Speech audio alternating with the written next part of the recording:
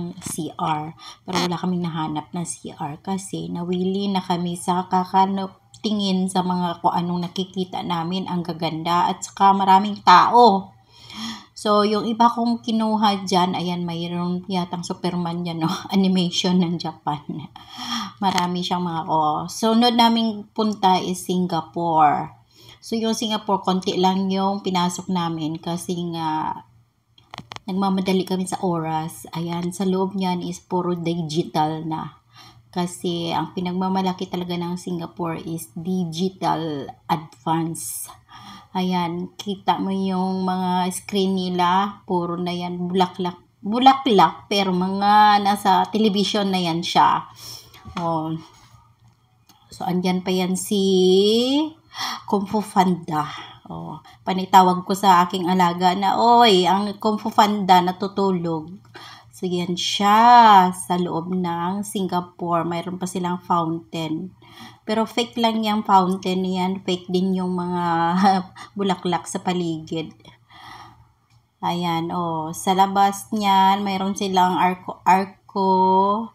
Ayan, mga ilaw-ilaw. Digital din yan. Lahat dyan ay nakapaloob sa isang computerized. Okay? So, yan na part, hindi pa nag-uumpisa ang kanilang mga sound system. So, lumabas kami ulit kasi nag-ikot-ikot pa kami konti. So, ayun. Medyo matagal-tagal tong Singapore na aking hindi ko naputol, ganun pa rin, ikot-ikot pa rin. Ayan, lumabas kami, dumiretso kami sa Hong Kong kasi magkatabi lang sila ng Singapore tsaka Hong Kong. So, pumasok kami sa Hong Kong. So, ang nakita namin sa Hong Kong ay yung mga palaruan. May mga tindahan din sila, may mga pagkain, mayroong laruan. Pero yung naka-attract talaga sa amin ng aming mata is doon sa kanilang Hong Kong Academy.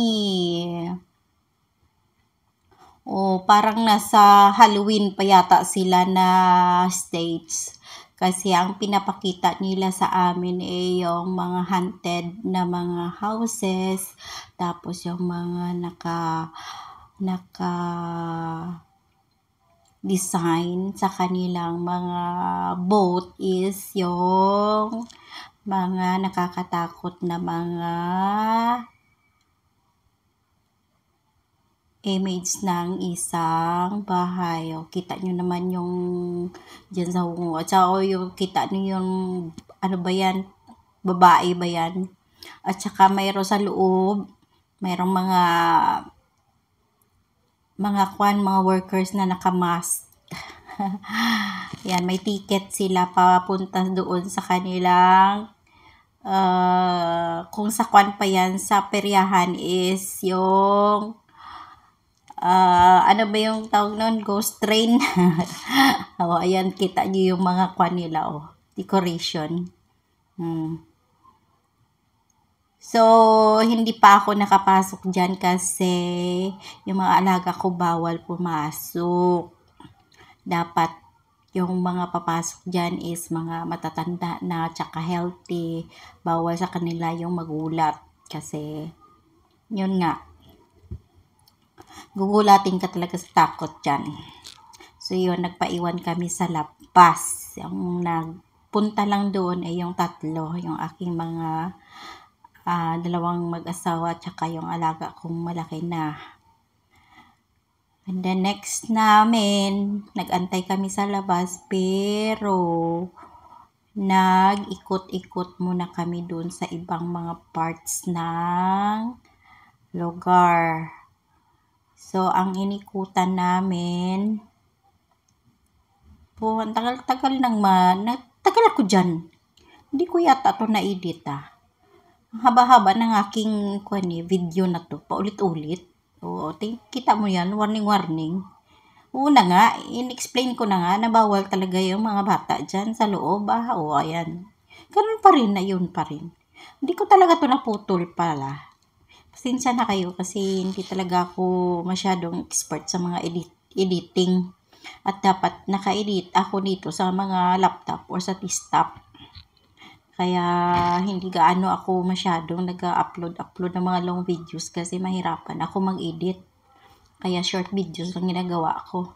O ayun, kasi inantay namin na makalabas yung tatlo. O di nagpunta-punta muna kami kung saan-saan. Pero yung tong mga alaga ko kasi, ayaw humiwalay doon sa tatlo. Kaya sabi ko, dito tayo, nood-nood tayo, hindi tayo mawawala, may cellphone tayo. Tawagan natin sila pag hindi natin sila makikita. So, ayun na. Kailangan natin to i-fast forward kasi haba-haba. O Hong Kong. Bumalik kami dito sa, Korea. O nag-una-una kami dito sa Korea.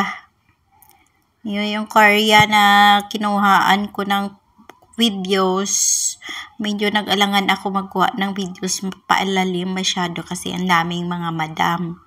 So, ang kuan kasi dyan, hindi ko naman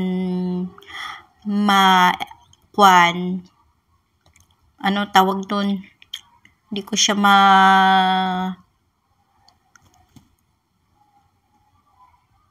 ma-estimate kung okay lang ba sa mga madam masyado na ginavideohan sila. Kaya medyo sa taas muna ako nagka-video. So, habang dito kami, ayun, kasama ko yung mga alaga ako, nag-ikot-ikot kami dyan. Kung may pera lang ako, di nakabili na kami dyan. May mga tindahan dyan, may mga tibuki, may mga Korean food. So, yung may mga gusto ng Korean food, makabili talaga sila dyan. Ayan. Nag-enjoy talaga ako masyado. Pero hindi ako nag-enjoy sa pagkain kasi mostly naman kasi pag naggala-gala tayo, pinaka-enjoy talaga ng part ng ating gala-gala is pagkain. So, ayan, dumiretso na tayo dito sa mga costume ng Koreana. O, ayan yung mga arko-arko nila sa likod, oh.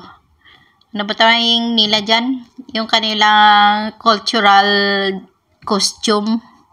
Ano tawag nito? Oh, diba? Ang ganda ng kanilang mga damit. Colorful. Flower. Oh, powerful yan sila. So, ang ginagawa nila dyan, nagsayaw-sayaw sila konti. Tapos, pag may lumapit na bata or madam or kung sino gusto na magpa-picture sa kanila, ayun, nagpa-post sila, pa-picture sila. Para mayroon silang experience, mayroon silang mga, ayan na yung isang madam, nagpa-picture na. Ito din tong mga tao na to, pinipili din yung sinong maganda na madam, Koreana, doon din sila eh. Ako naman si Isilpe. Dumiretso na pala kami dito sa, Malaysia. Hindi namin nabutan yung sayaw ng Malaysia. Kasi, nag-selfie-selfie na sila sa mga bata dyan, Medyo gabi na kasi. Siguro, pag medyo tanghali na, di marami pa silang mga activities. Ayan yung Malaysia, yan sila. So, dumiretso kami sa Philippines kasi yung amo ko excited na makita ang Philippines. So, yan ang naabutan namin sa Pilipinas. Yan, so proud of Filipino culture. Ayan yung ating naabutan. So, sabi naman ng feedback ng aking madam, sa lahat ng napuntahan namin is ito yung pinakamagandang nakita nila. Siyempre, yan lang kasi natapos namin na sayaw. Yung iba kasi hindi namin nakita at saka naabutan. Ito, awa ng kuwan naman. So, it's a blessing naman na timingan namin na kakaumpisa lang nagsayaw itong mga kababayan natin. So, amazing ang sayaw nila. Nag-combination sila ng Muslim din. Kwan din sila outfit. Parang Maguindanao yata to na outfit ang ginamit nila. Hindi ko na kwan Maguindanao or Tausug or yung outfit kasi ng Tausug daw iba naman. Ito parang Maguindanao. Diba? cultural dance natin ng mga Pilipino. Sa kanta ng Mahalin Natin ang Pilipinas. Tararan, tararan, tararan. Ayan, habang nagsasayaw sila, nag-i-invite sila ng mga audience na maki-participate sa kanila. So, yung mga katabi ko dyan, panay naman tawa ng tawa. Naaliw talaga sila sa sayaw. Pati kasi ako, sabi ko, go! Yala! Tapos inuutosan ko yung mga alaga ako magsali. Ayan, ayaw na ayaw din kasi nila ng mga nahihiya sila eh. So, mayroong nagsali dyan, mga hindi namin alam, pero sabi ng alaga ako, mga Indian daw yan na mga babae. Kasi sumali. Kasi kung mga local na mga Saudiya, hindi daw mag-join. Pero hindi ko lang alam kung mga kanyan sila, local or mga foreigner din. O, kita nyo, nakisali rin sila. O, enjoy na enjoy sila. O, diba? Yan. Tan taran tan tan tan tan tan tan taran tan tan. Yung katabi ko dyan ng mga dalaga, in-interview pa ako. Kasi sabi ko, mabuhay!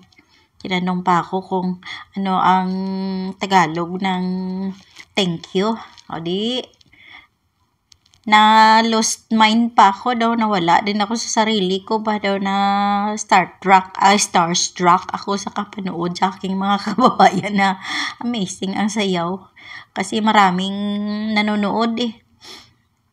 Tagal ko sinabgot na, sabi ko, ay, salamat! Sabi kong ganon.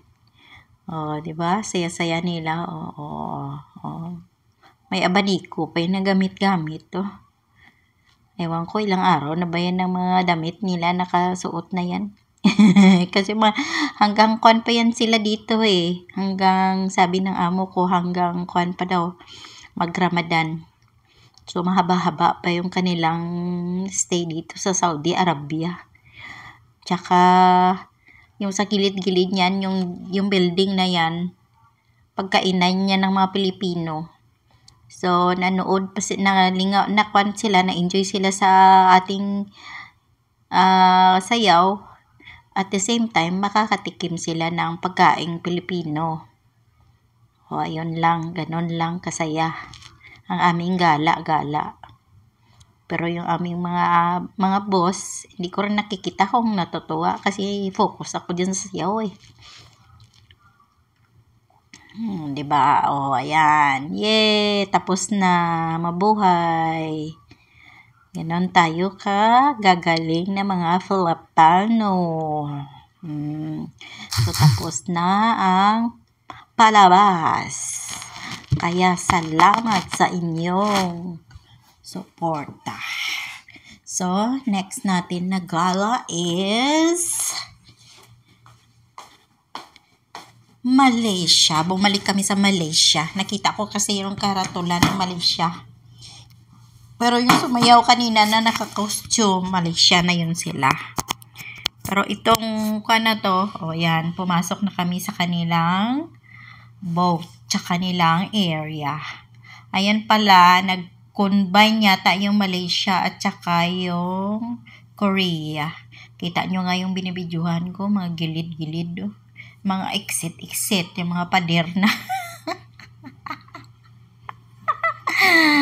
Ay, ganun, o, diba? Diba? O, yan, ayan. Ewan ko kung saan na naman ito. Basta dyan na yan. O, medyo marami-rami kasing pinuntahan namin, o. May shake. O, ayan. Bibilisan ako ng may shake. Kasi pera ko, 20 lang. Tapos yung mga bilihin, tag 30. Mahal-mahal. Ganun talaga pag sa loob eh. Mahal talaga. Pero kung sa labas ka lang bibili niya, may 20, may 15, may 10. O, diba? Ganun talaga ang business. Paano ka makabayad sa imong nga rental kung barato ang imong mura ang iyong benta? Kasi dyan, magbabayad ka ng rental mo, magbabayad ka ng tax mo, magbabayad ka ng tauhan mo para magbantay sa business mo. Yun na lang. Salamat!